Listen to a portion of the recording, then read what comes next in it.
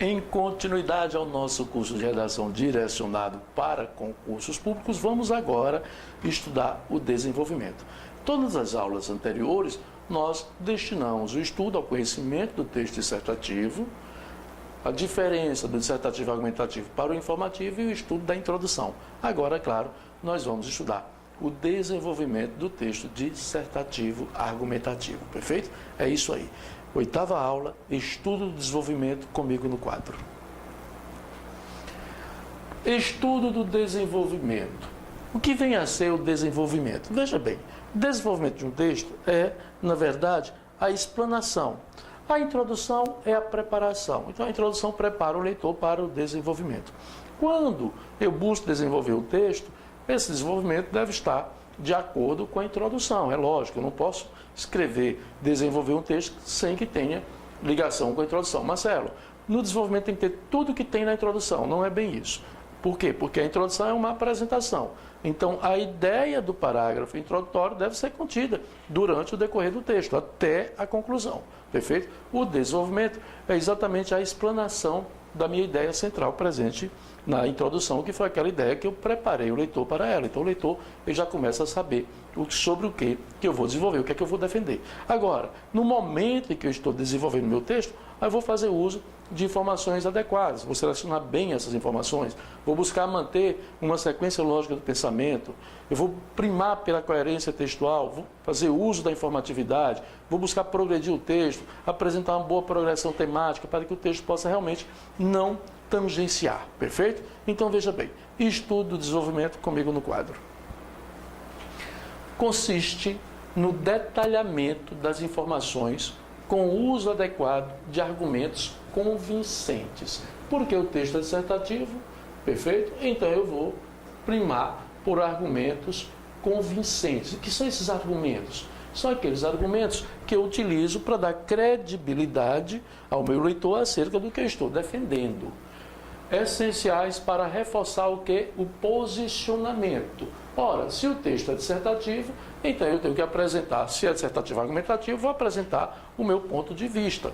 Dessa forma, eu vou buscar argumentos que sejam favoráveis para reforçar o posicionamento, a defesa desse posicionamento.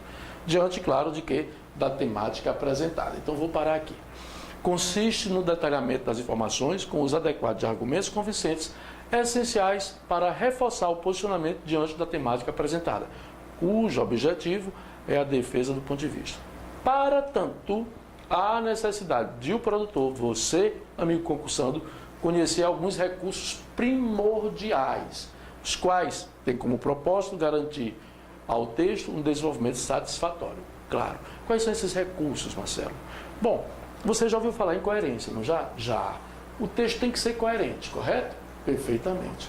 Só que a coerência, ela possui alguns fatores essenciais. E aí, junto a essa coerência, há elementos fundamentais. Se o texto é dissertativo argumentativo, eu vou apresentar argumentos. Mas esse argumento, para que ele tenha sustentabilidade, eu vou ter que buscar uma fundamentação teórica bem embasada. E essa fundamentação teórica vai depender também do grau da informatividade que eu vou dar a esse texto. Consequentemente, eu tenho que primar pela seleção adequada de informações. Então, veja como a situação ela vem surgindo no texto dissertativo, envolvendo, claro, essa construção de coerência textual. O meu texto ele não deve ser repetitivo, não deve ser redundante. Ora, para que o meu texto não seja repetitivo, para que o meu texto não seja redundante, eu preciso oferecer a ele o quê? Uma boa progressão textual. E junto a essa progressão textual vem a progressão temática, ok? Resumindo, eu tenho que progredir adequadamente o meu texto, tá bom? Vamos cá. Verifiquemos esses elementos essenciais. Ao desenvolvermos um texto, devemos estar cientes de que a coerência, focada na manutenção da ideia sentida, na sequência lógica de pensamento. A informatividade, que é aquilo que eu vou utilizar, são informações que eu utilizo, que sejam diferentes do senso comum. Algo que eu possa acrescentar ao leitor, em que ele diga, opa, aprendi algo novo. A progressão textual, como é que eu consigo encadear as ideias. E a progressão temática, as informações que são apresentadas, o conteúdo apresentado, diante das informações que vão sequenciando o texto. A capacidade argumentativa, o tipo de argumento que eu vou utilizar, ou argumentos que eu vou utilizar para reforçar a defesa do meu ponto de vista. E a fundamentação teórica, que é exatamente o quê? A fundamentação teórica é a demonstração do meu conhecimento, tá certo? Então, essa fundamentação teórica eu utilizo elementos essenciais que eu possa defender esse ponto de vista. E a fundamentação teórica vai estar ligada a quem? A minha capacidade argumentativa. Então, esses são os componentes indispensáveis para um bom desenvolvimento. Isso quer dizer o quê? Se eu estiver munido desses conhecimentos, eu terei condições de escrever um texto dissertativo, seja ele argumentativo com o tema da atualidade, em que exijam de mim uma análise, ou que exijam de mim um posicionamento no que diz respeito a ser favorável ou ser contrário, porque o posicionamento já vem, mas se for um texto específico, estudo de caso, prima-se também pelo processo argumentativo. A questão do processo argumentativo não está ligada apenas à ideia de que você é favorável ou contrário. Não é bem isso. Nós vamos compreender bem o que é esse processo argumentativo. Por exemplo, em temas específicos, os argumentos mais utilizados são argumentos de autoridade. Por exemplo, você vai falar sobre um tema como a improbidade administrativa, digamos assim. Ok? Ou então os princípios constitucionais, por aí vai. Nesse momento, você vai fazer utilização de determinados elementos essenciais, como provas concretas, tá certo? Como a citação de um artigo, a citação de um teórico. Então, isso aí, a isso chamamos de argumento. Então, veja que ele é essencial também em texto específico, nós vamos perceber isso, ok? Comigo. Bom, para que nós entendamos todo esse processo, vamos fazer a leitura de um texto que nós já temos o conhecimento da introdução desse texto. Agora nós vamos apenas verificar a construção do texto, como foi organizado o desenvolvimento desse texto, a partir, claro, da nossa introdução. Então veja, tema da FCC, que é o texto do Tiago, quem julga sem equilibrar lucidez e sensibilidade não alcança a justiça. Então veja bem, na introdução, harmonizar a razão e o sentimento de justiça constitui atualmente uma das grandes dificuldades enfrentadas pelos magistrados brasileiros, porquanto sempre prevaleceu a ideia de que a emoção não se comunica com a razoabilidade, gerando para os membros do judiciário enorme responsabilidade ao proferir suas decisões. Então observe que no momento em que ele afirma, ele justifica e depois conclui. Este elemento aqui, ele vai me auxiliar à progressão textual.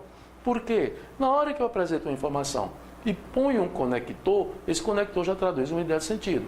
E a informação que é dada aqui é o que nós vamos chamar adiante da progressão textual. Então a progressão textual está ligada ao conteúdo, a progressão temática está ligada aos elementos que unificam, que ligam, isso aí que prepara a informação, ok? Aí ele continua progredindo, olha, gerando para os membros do judiciário enorme responsabilidade ao proferir suas decisões. Nesse caso aqui, ele utilizou um recurso que é de afirmar e justificar, ou de causa e efeito, se você achar conveniente, tá certo? É um processo argumentativo, tá ok? Ele já apresentou o ponto de vista dele, olha, constitui atualmente uma das grandes dificuldades enfrentadas pelos magistrados brasileiros. Isso quer dizer que, no decorrer do texto, ele vai buscar defender esse posicionamento apresentado aqui, olha. Porque ele colocou o posicionamento e justificou. Então, agora, no decorrer do texto dele, ele deve buscar defender. Deixar claro que há essa dificuldade, o motivo pelo qual há essa dificuldade. Tá ok? No desenvolvimento do texto, ele começa nesse sentido. Aí eu venho para cá e verifico em que os membros do judiciário terão enorme responsabilidade no momento de proferir suas decisões. Aí, nesse sentido, a proporcionalidade e a razoabilidade, ele apresentou dois elementos, proporcionalidade e razoabilidade, para defender o ponto de vista dele, que é exatamente as dificuldades enfrentadas pelos magistrados. Qual é essa dificuldade? De agir com a razão e com o sentimento. Aí lá ele colocou o quê? Proporcionalidade e razoabilidade. Perfeito? Aí ele prossegue o texto. Veja que ele vai progredindo o texto. Representam princípios basilares do ordenamento jurídico pátrio, indicando que o juiz deve buscar a adequação exata entre os meios utilizados e os fins pretendidos. Isso não quer dizer que, veja que agora, olha o processo argumentativo, isso não quer dizer que o juiz deve simplesmente aplicar a legislação de maneira objetiva e automática, pois o julgador precisa assimilar e considerar a complexidade das relações humanas envolvidas em cada situação de fato. Parágrafo seguinte. A título de exemplo, olha o que ele vai utilizar aí, tá certo?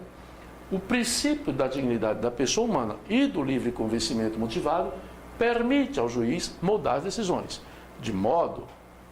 relação de causa e efeito, de modo que o magistrado possa seguir sua convicção interna de justiça, sem desobedecer aos mandamentos legais da razão.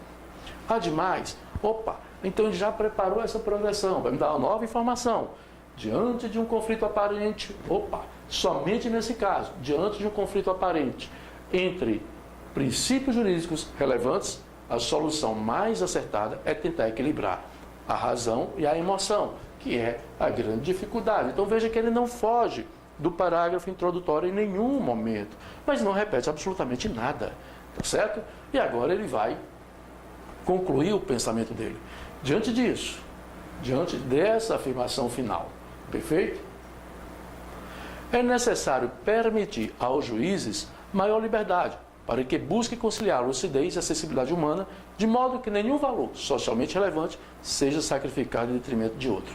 Isso, sem dúvida, nos levará ao alcance da desejada justiça. Tiago, ex-aluno. Então veja bem, o que é que o Tiago fez? Ele montou o processo argumentativo dele, apresentou a relação de causa e efeito, apresentou a exemplificação, buscou progredir o texto, manteve uma sequência lógica de pensamento, utilizou recurso de coesão, deixando clara a dependência entre os parágrafos. Isso não quer dizer que haja obrigatoriedade do uso do elemento coesivo para ligar um parágrafo ao outro. Eu posso ligar um parágrafo ao outro por meio da ideia de sentido. Se ele não usa, por exemplo, nesse sentido, ele teria ligado pelas duas palavras, proporcionalidade e razoabilidade. Perfeito? Então, é nessa linha que eu quero que você produza o seu texto, tendo a ciência de todos esses elementos. Por isso que no nosso curso você não vai ter regra de redação, não vai ter forma de bolo. Vai conhecer, sim, os elementos essenciais para uma boa produção de texto. É isso aí, bons estudos e, claro, até a próxima aula.